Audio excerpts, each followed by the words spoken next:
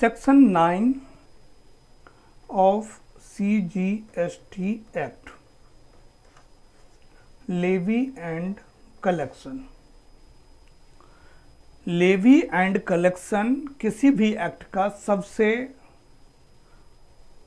Important section होता है। इसको हम चार्जिंग सेक्शन भी कहते हैं। और जब आप चैप्टर 2 देखोगे कि levy and collection of GST, तो एक चैप्टर का नेम एक सेक्शन के नेम पर है। उस चैप्टर में सेक्शन 7 भी है, सेक्शन 8 भी है, सेक्शन 9 भी है, सेक्शन 10 भी है, सेक्शन 11 भी है, लेकिन उस चैप्टर का नाम रखा गया है levy and collection of GST। तो लेवी का क्या मतलब होता है, चार्जिंग सेक्शन क्यों कहते हैं?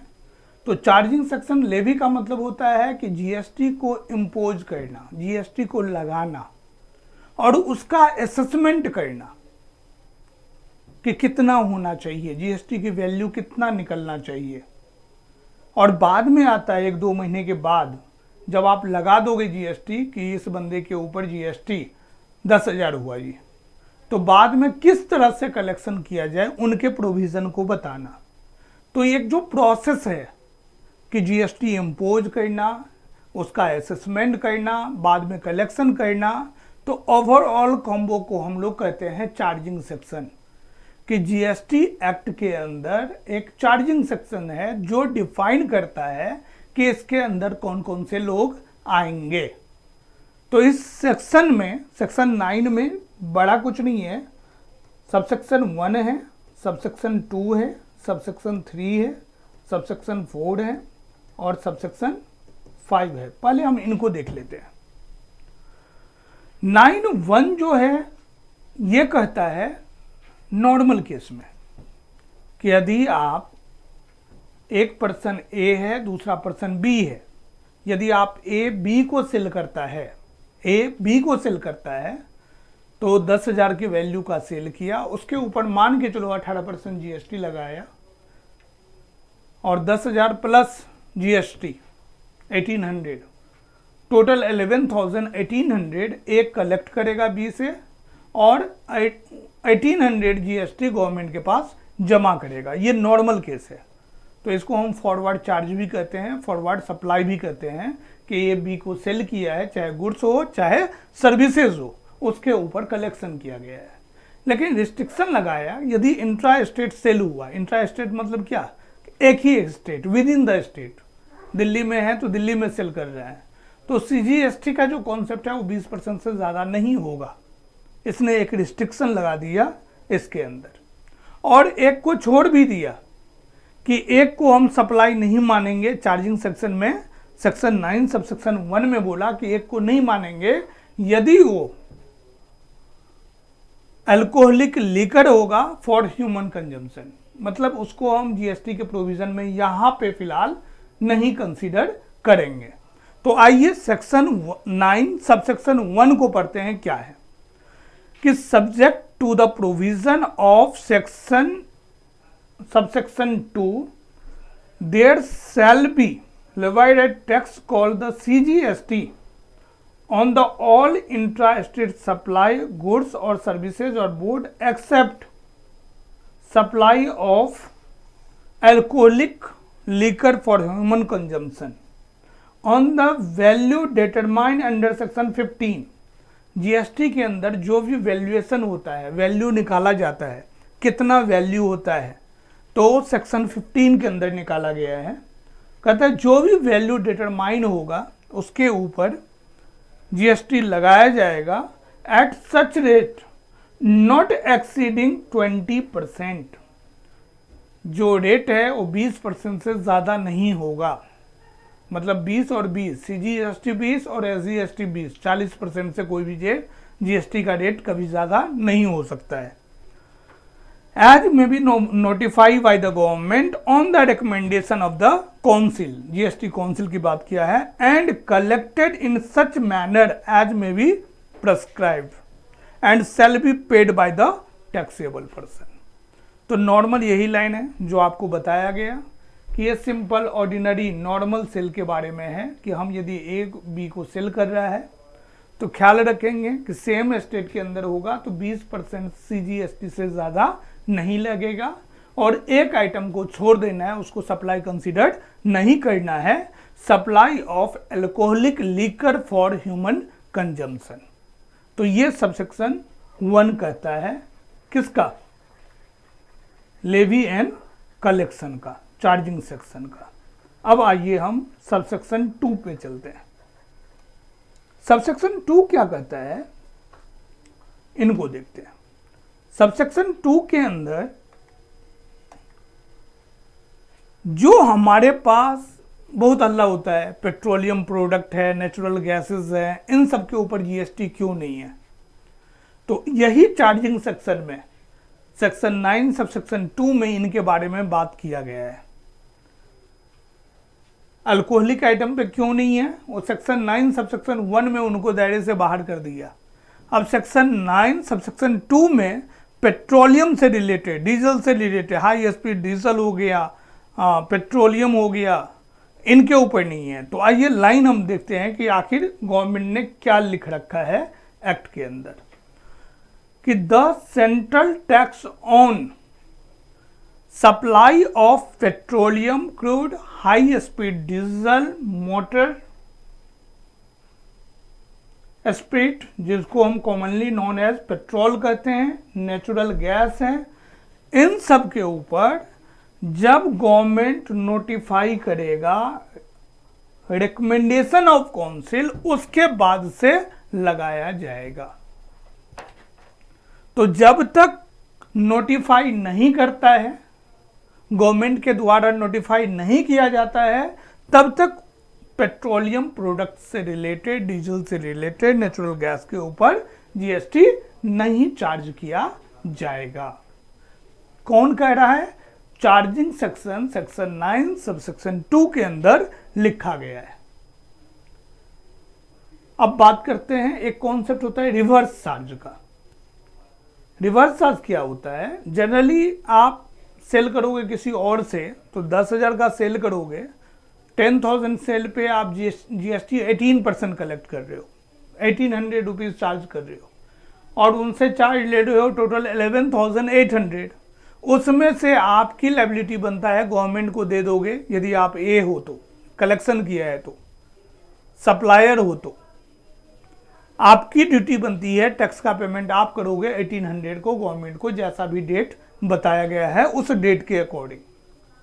लेकिन कुछ केसेस ऐसे हैं जिसको गवर्नमेंट ने काउंसिल के रिकमेंडेशन के बाद नोटिफाई कर रखा है कि ये कैटेगरी के गुड्स हैं जो रिवर्स चार्ज अप्लीकेबल होगा, ये कैटेगरी के सर्विसेज हैं जिसके ऊपर रिवर्स चार्ज अप्लीकेबल होगा।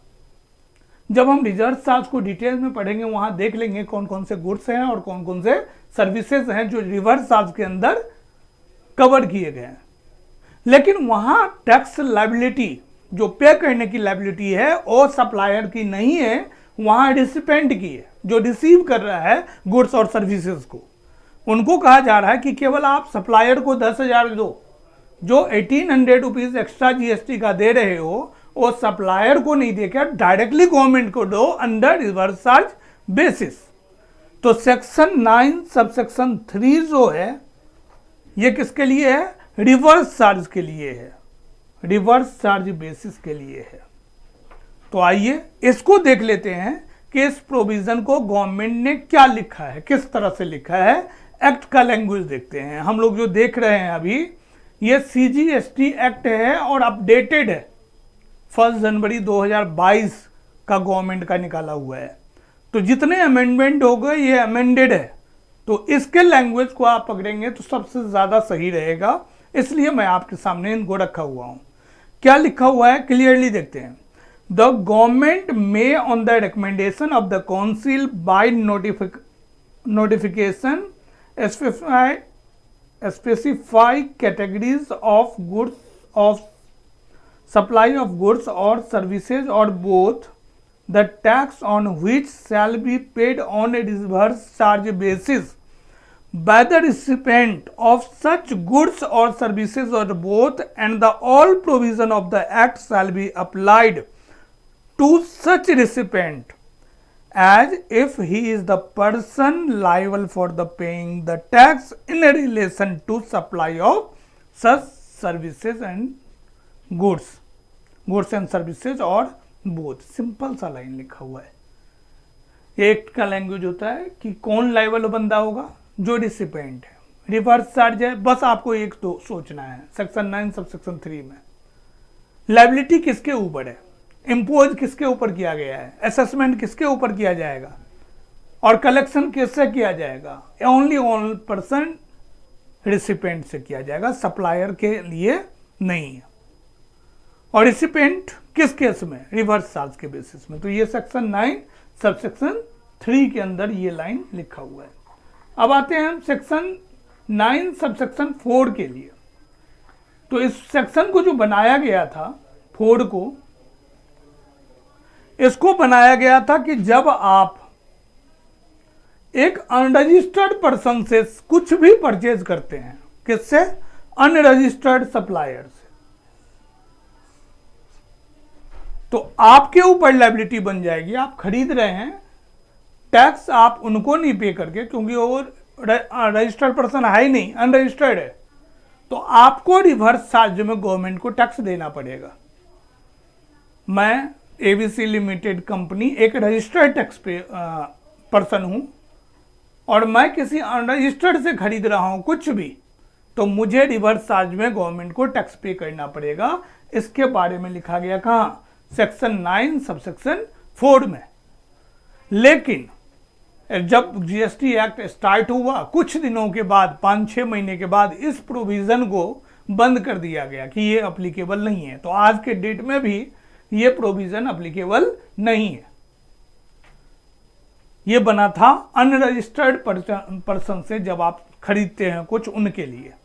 और लास्ट सेक्शन 9 सब सेक्शन 5 जो है कि एक ई कॉमर्स ऑपरेटर है, इलेक्ट्रॉनिक कॉमर्स ऑपरेटर है, उसके ऊपर किस तरह से लेवी एंड कलेक्शन का दायरा फिक्स किया जाएगा उनके बारे में है।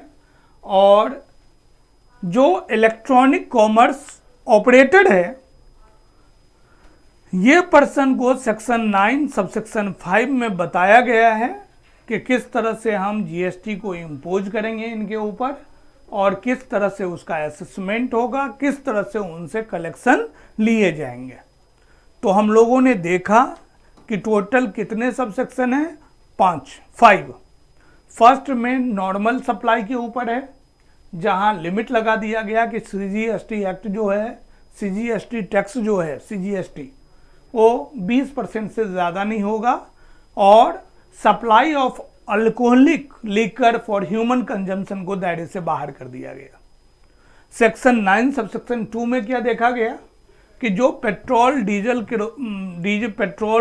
नेचुरल गैस हैं, इनके ऊपर जब गवर्नमेंट रेकमेंड करेगा, जीएसटी के काउंसिल के रिकमेंडेशन पर जब गवर्नमेंट नोटिफाई करेगा, तब से जीएसटी अप्लीकेबल होगा।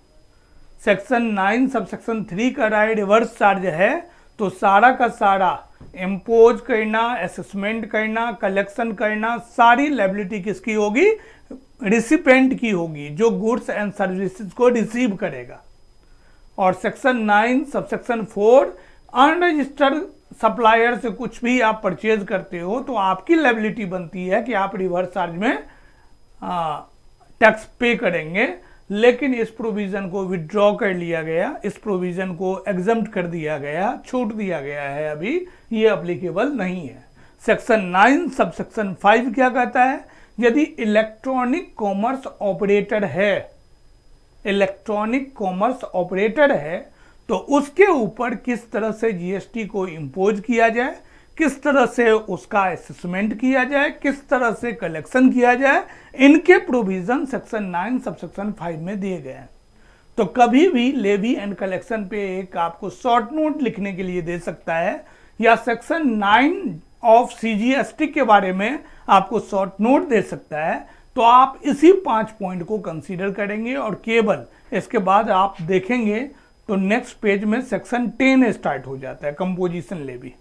तो सेक्शन 9 में बस इतना ही है, इनको आप एक पेज में पॉइंट बना के सेक्शन वाइज लिख सकते हैं और इसी को आपको एग्जाम में लिखना है। Thank you.